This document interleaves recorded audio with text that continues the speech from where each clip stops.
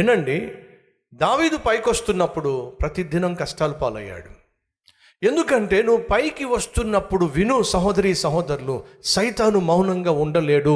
ప్రతిదినమో ఏదో విధంగా నిన్ను పడేయడానికి సైతాను ప్రయత్నం చేస్తాడు. పైకి వస్తున్న దావీదును ప్రతిదినమో సౌలు ఏం చేయాలని ప్రయత్నం చేశాడు? చంపేయాలే ప్రయత్నం చేశాడు. 39వ అధ్యాయం ఆదికాండము. నువ్వు పైకి వస్తున్నావా?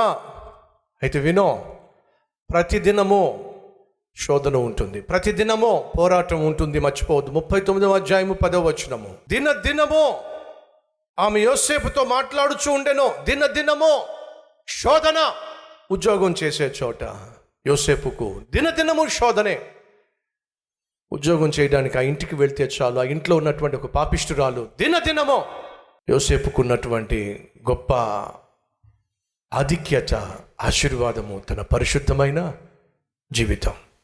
అది తనకు ఆధారం.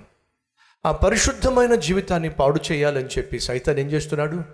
దినదినమో యోసేపును ఒక అమ్మాయి ద్వారా శోధిస్తూ ఉన్నాడు. అమ్మ, చెల్లి వింటున్నావా? దేవుడు నీతోనే మాట్లాడుతున్నాడు. నువ్వు పరిశుద్ధంగా జీవించాలి ఆశపడుతున్నావు, చాలా సంతోషం.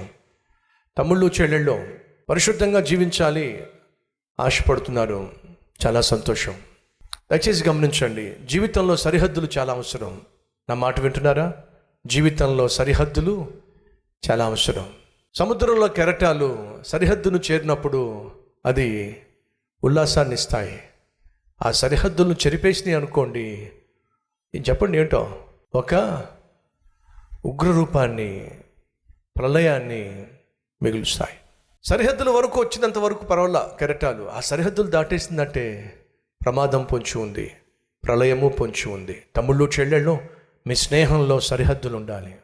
ఇది నేను దాటి స్నేహము చేయను, ఈ స్నేహితుడిని, ఈ స్నేహితురాల్ని ఈ సరిహద్దు దాటి నేను నా జీవితంలోనికి రానివ్వను. సరిహద్దుల్లో ఉన్నంత వరకు స్నేహము సంతోషాన్ని ఇస్తుంది. ఆ సరిహద్దులు దాటినట్లయితే అదే స్నేహము నీకు తీరని సంతాపాన్ని మిగులుస్తుంది. ఈ విషయాన్ని మర్చిపోదు సుమా. ఉద్యోగం చేస్తున్న చోట ప్రతిరోజు శోధనే యోసేపుకు. కారణం ఏమిటంటే అతడు పరిశుద్ధుడు. ఆ పరిశుద్ధత తనను బహుగా దీవించింది. పరిశుద్ధంగా జీవిస్తున్నారా? అయితే మీరు దీవించబడతారు. యథార్థవంతులను బలపరచుటకు యెహోవా కనుదృష్టి లోకమంతా సంచరిస్తూ ఉంది. నీతిమంతులను బలపరచాలి, నీతిమంతులను హెచ్చించాలి, నీతిమంతులు చేసే ప్రార్థన ఆలకించాలి దేవుడు ఆశపడుతున్నాడు. సహోదరి సహోదరులు, దేవుని కళ్ళు నీ మీద ఉండాలని ఆశపడుతున్నావా? అయితే నువ్వు నీతిగా జీవించాలి. నువ్వు చేసే ప్రతి ప్రార్థన దేవుడు ఆలకించాలని ఆశిస్తున్నావా? అయితే నువ్వు యథార్థంగా జీవించాలి. దావీదును దేవుడు రాజుగా అభిషేకించాడు. తాను అభిషేకించబడిన రాజు, ఓ రోజు దేశాన్ని పరిపాలించాల్సినటువంటి రాజు దావీదు. దాడి జరుగుతుంది. దేని మీద? అతడు కలిగి ఉన్న అధికారం మీద దాడి జరుగుతుంది. ప్రతిదినము పైకొచ్చేవాడి మీద దాడి జరుగుతుంది. పైకొస్తున్నటువంటి యోసేపు మీద దాడి జరుగుతుంది. తన పరిశుద్ధత మీద దాడి జరుగుతుంది. 16వ అధ్యాయము న్యాయాధిపతులు. సంసోనుకున్నటువంటి బలం ఏమిటి చెప్పండి? సంసోను లాంటి బలాఢ్యుడు ప్రపంచంలో ఎవరు లేరు అనేది ఆ రోజుల్లో ప్రతి ఒక్కరికి తెలిసినటువంటి వాస్తవం. అతని బలము మీద దాడి జరుగుతుంది. ఎలా? 16వ అధ్యాయము 16వ వచనము. ఆమె అనుదినము మాటల చేత అతన్ని బాధించి తొందర పెట్టుచున్నందున అతడు ప్రాణము విసిగి. ఏమిటండి ఇది? సంసోను ఎవరు? పుట్టుకలోనే ప్రత్యేకించబడినవాడు, పుట్టుకలోనే ప్రతిష్ఠించబడినవాడు, పుట్టుకతోనే పరిశుద్ధంగా జీవించడానికి పిలువబడినవాడు, పుట్టుకతోనే దేవుని యొక్క ఆత్మను కలిగినవాడు సంసోను. బహుబలాఢ్యుడు. ఇశ్రాయేలీయుల పక్షమున యుద్ధం చేసి శత్రుభీతి లేకుండా ప్రశాంతంగా తన ప్రజలను జీవింపచేయవలసిన వాడు సంసోను. దయచేసి గమనించండి, అతడు కలిగి ఉన్నటువంటి బలము శత్రువుని వణికింపచేసింది. ఇప్పుడు దాడి జరుగుతుంది. దేని మీద? అతడు కలిగి ఉన్న బలము మీద.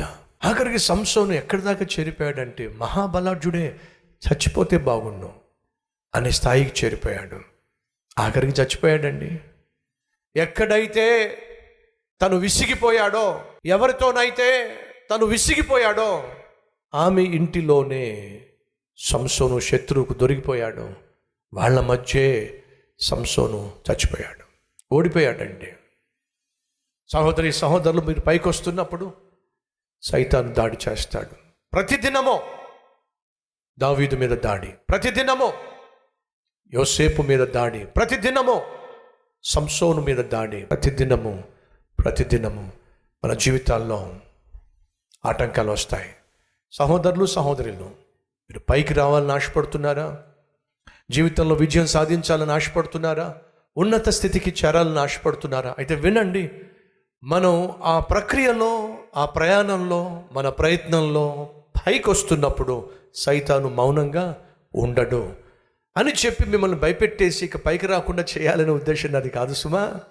యోసేపు పైకి వచ్చాడు. ఎలా వచ్చాడో తెలుసా? ప్రతిరోజు ఒక స్త్రీ తనను శోధిస్తున్నా కూడా లొంగకపోవడం వల్ల పైకి వచ్చాడు. దావీదు పైకి వచ్చాడు. ప్రతిరోజు కూడా సౌలు తనను చంపాలని ప్రయత్నం చేస్తున్నా దేవుడు మాత్రం దావీదును సౌలు చేతికి అప్పగించలేదు కాబట్టి పైకి వచ్చాడు. ఏదో విధంగా ఒక లోపాన్ని కనుక్కొని దానియేలును అణిచివేయాలి అని వాడు ప్రయత్నం చేసినా దానియేలు కలిగి ఉన్న ప్రార్థనా జీవితాన్ని బట్టి వాళ్ళెవ్వరూ కూడా దానియేలుని ముట్టలేకపోయారు. సింహాలు కూడా దానియేలుని టచ్ చేయలేకపోయినాయి. నువ్వు దేవుణ్ణి కలిగి దేవుని సహాయంతో నువ్వు చేస్తున్న పనిలో విజయం సాధించి పైకి వస్తున్నప్పుడు శత్రువులు ఉంటారో, అణిచేసే ప్రయత్నం చేస్తారో, అవమానపరుస్తారో, అన్యాయంగా నీ మీద నిందలు వేస్తారో, దయచేసి విను, ఇదంతా కూడా పైకొచ్చే వారిలో సహజంగా ఉండేటటువంటి అనుభవాలే అనే విషయం మర్చిపోకండి.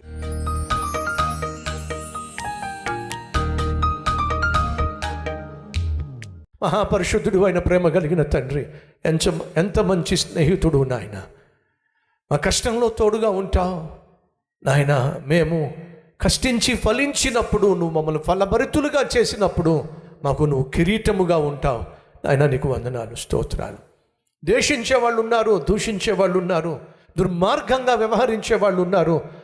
అయినప్పటికీ వారి మధ్య మమ్మల్ని ప్రేమించే స్నేహితుడుగా నువ్వు ఉన్నావు. ప్రేమించే స్నేహితులను కొంతమంది నువ్వు ఇచ్చావు. వారిని చూస్తూ మా జీవితంలో మేము ముందుకు సాగాలి. అట్టి కృప మాకు దయచేయండి.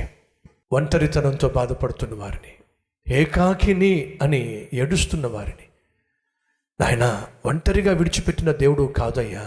నీ కుమారుణ్ణి స్నేహితునిగా ఈ లోకానికి పంపించావుగా. మేము ఒంటరిలో కాదు నాయన. నీతోనే జయ జీవితాన్ని కొనసాగించే కృపనివ్వమని యేసునామం పేరట వేడుకొచ్చున్నాం తండ్రి, ఆమెన్.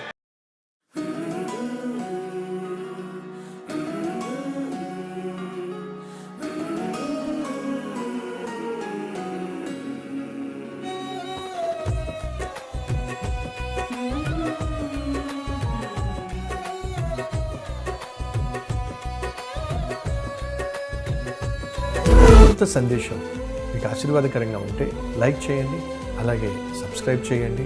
అంతేకాకుండా కామెంట్ పెట్టండి, 10 మందికి షేర్ చేయమని మనం చేస్తూ రేపు మళ్ళీ కలుసుకుందాం.